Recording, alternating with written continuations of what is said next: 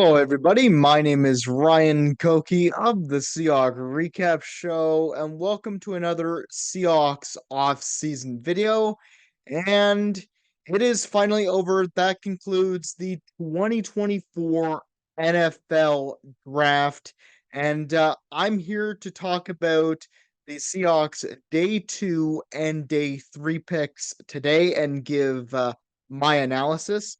Ultimately, I think this draft went really well. New regime and everything. So, we'll see what Mike McDonald and the rest of his staff does with this new draft class. But, anyways, before I ramble on too much in the intro, let's get into welcoming the day 2 picks and day 3 picks of the Seahawks draft. And let's start off with offensive guard Christian Haynes, round 3, pick 81. I'm really actually happy with this pick. Obviously, this was someone I had my eye on throughout my mock draft. However, I didn't expect Haynes to be there at pick 81. In Haynes, you're getting a 4-year starter at the right guard position with 49 games played throughout his college career at Connecticut. The one thing that some NFL analysts are worried about, though, is that Haynes' size and length fall below the starting standards in the NFL. But honestly, I look at that and I really don't see that being a problem because this guy is still 6'3", 317 pounds. So if he needs to bulk up a bit, I believe he can do that no problem.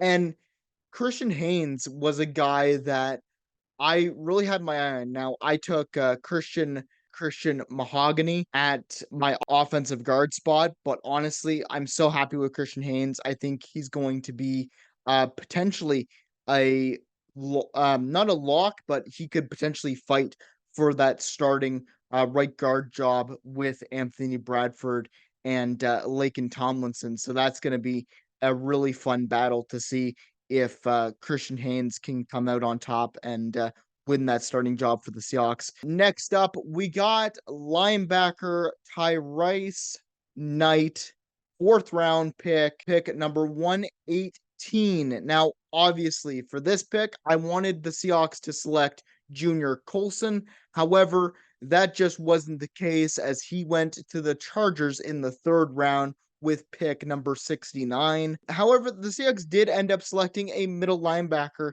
in Knight, so I'm pretty happy with that.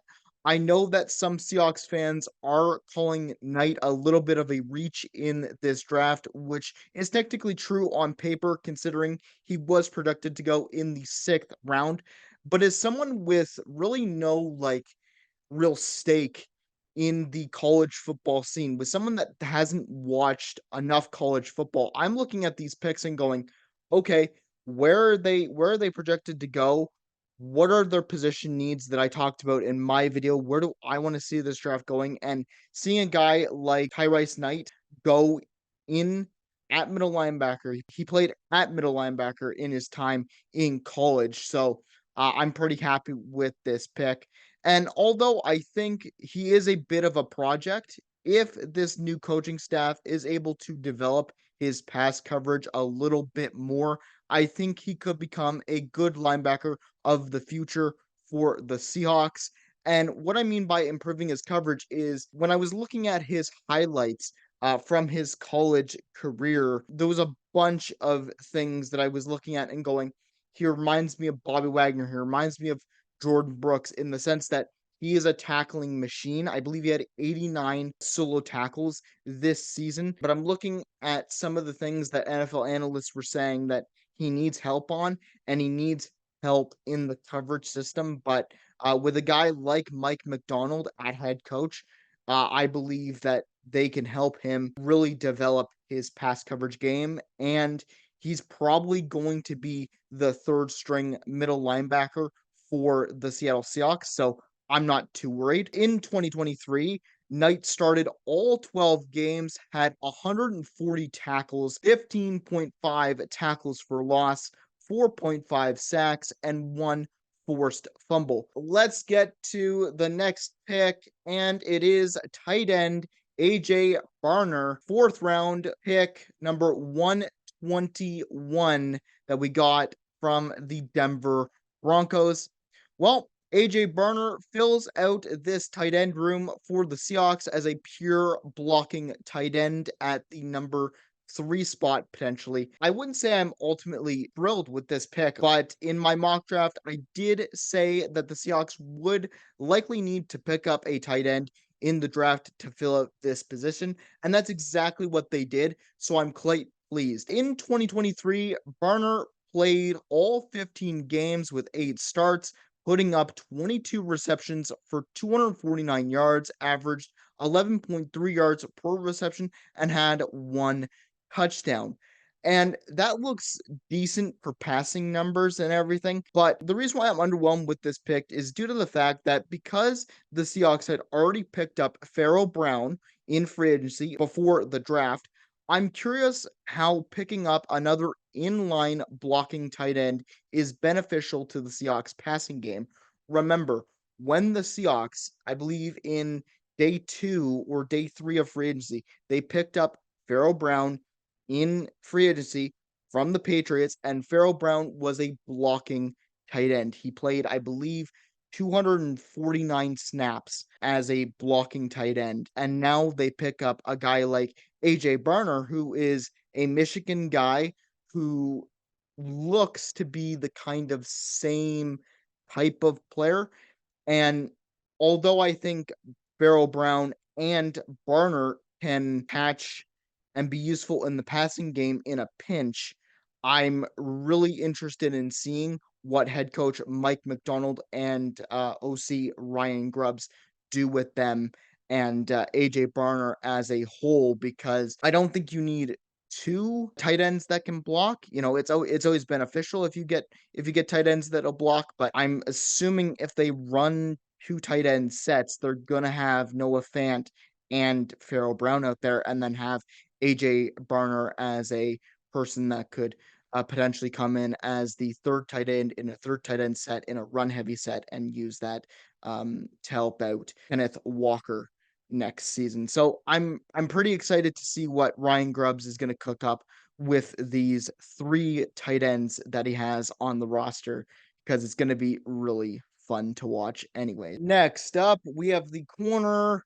from Auburn, Nehemiah Pritchett, going in the 5th round with pick number 136. Well, in the 5th round, I'm actually quite happy with the Seahawks taking a corner with this pick. In my mock draft, I explained that one of my most important needs in the draft was a corner, because if I'm being brutally honest, I really didn't like any of the corner depth that we had at the position last year, with the exception of Trey Brown. I really didn't think that Michael Jackson was a great fit. He was blowing way too many coverages. He wasn't a very good tackler, and I think bringing in a rookie like Pritchett is a very good choice. After watching some of Pritchett's highlights at Auburn, I'm really intrigued by this guy because he looks like he's a solid coverage corner. He's able to break up many passes, and it's really nice to see. You know, he's not a guy that's going to get the interceptions and things, but he's a guy that's going to be able to lockstep with some bigger guys and try to just bat the ball out of their hands and try to disrupt things. So that's really nice. And I think him being a coverage corner is something that I think the Seahawks were lacking when they needed to sub in their depth at corner throughout the year. One downside to Pritchett's game, however, is that he needs to develop as a better tackler, help in run support, which is something I hope that the Seahawks coaching staff can help him with, help him improve on throughout his rookie season. Another big thing I wanted to touch on was that in my mock draft video, I was talking about corner as one of my bigger needs. It was 5th on my list for in terms of need, and I wanted corners that could tackle, because I saw throughout the season last year that like even Trey Brown was really struggling with some of those open field tacklers, and I wanted to see the Seahawks draft probably another tackling corner to pair with Devin Witherspoon. But I think Pritchard's got the coverage skills down. He just needs to be a little bit better in space when it comes to tackling. He kind of gets stopped on blocks and things like that from wide receivers trying to hold on uh, running plays. So I hope that he can fix those kind of issues coming into his rookie season. In 2023, Pritchett started 9 games, putting up 22 tackles, 1 tackle for loss, and having 1 interception. He missed the first 3 games of this season due to injury. Next up, we got offensive guard slash offensive tackle Satoa Lamea, 6th round pick, number 179. I apologize if I messed up his name. It looks like the Seattle Seahawks are just beefing up the trenches this draft with potential starters all around in day number 3. With Lamea, you're getting a 4-year starter with experience at both right guard and right tackle. So he's flexible at both positions, which makes him a valuable asset just in case of injury. In his 5-year career at Utah, Lamea started 45 games.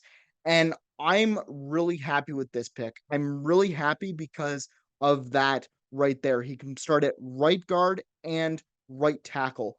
Again, what did the Seahawks need this offseason? They needed guard, especially, and I wouldn't put it past them to get a tackle, and they got a guy that can play both. So just in case, I know John Schneider said that Abraham Lucas is progressing well and should be ready for the regular season and should be able to play at right tackle for the regular season for the Seahawks. But just in case he isn't, I think Satoa Lamea can really step in and try to fill his shoes because he's, again, 4-year starter with experience. So I really like this pick. And with the next pick, let's get to cornerback DJ James, 6th round pick, number 192, another Auburn corner. I think this is a good pick for the Seahawks. I'm actually quite surprised that DJ James fell into the 6th round, considering that he has great speed. And although he's undersized at 175, I'm watching some of his highlights, and James can still make plays on the ball and be a real threat in pass coverage despite his lack of size. Yes, he's going to have probably a little bit of trouble against bigger targets, contesting the ball and things like that. But if you can keep him with his speed to the outside, if you match him up and make sure that he's not going up against bigger targets that are like 6'4", then you'll be fine. If you're not putting him against tight ends, you should be okay. I think he'd be a really good boundary corner against some of the smaller, speedier guys. In 2023, James started 12 games, putting up 38 tackles, 3.5 tackles for loss, and 2 interceptions. Although DJ James has great qualities, there are some weaknesses to his game. Another weakness that James has is also his tackling ability. As one NFL analyst puts it, he is more of a watcher when it comes to tackling. Hopefully the Seahawks coaching staff can help him become a greater tackler throughout his time as a Seahawk. I really like these two Auburn corners. Even John Schneider said during his end of the draft press conference, he joked and said the only corners that we scouted were from Auburn, and it is true. Having two Auburn corners. I don't know much about college football, and I'm gonna try to get better at that next season. But from what I've heard from Seahawks fans and what I've heard from people around the NFL, is that Auburn has really gotten a good stretch of DBs of late into this draft. So I can't wait to see this new look Seahawks cornerback room. And with the last pick of this Seahawks 2024 NFL draft, the Seahawks selected in the 6th round at pick 207. They selected Michael Jarrell, offensive tackle. And now, sadly, with Michael Drell, there wasn't much information on him as a player from the NFL draft combine scouting that I was able to find. NFL analysts have said that he is nowhere near ready to take offensive snaps in the NFL. However, he has the size and tools to become a developmental project. And with time, maybe he can find a spot on an NFL roster. Honestly, when I hear those kind of words, when I hear that, oh yeah, he's projected to go into the UFA and not be drafted, um, well, guess what? He was drafted in the sixth round by the Seattle Seahawks. So he's obviously got something in his game that the Seahawks like. And I wouldn't put it past John Schneider to find someone like Michael Jarrell and potentially put him on the practice squad, or, put him in the preseason, see what he's got for tools, and then we'll see if he can make the roster for the 2024-2025 season. From information that I was able to dig up on the Fendeley University's website, Michael Jarrell, in his 5-year career at Fendeley University, played 46 games at the tackle position.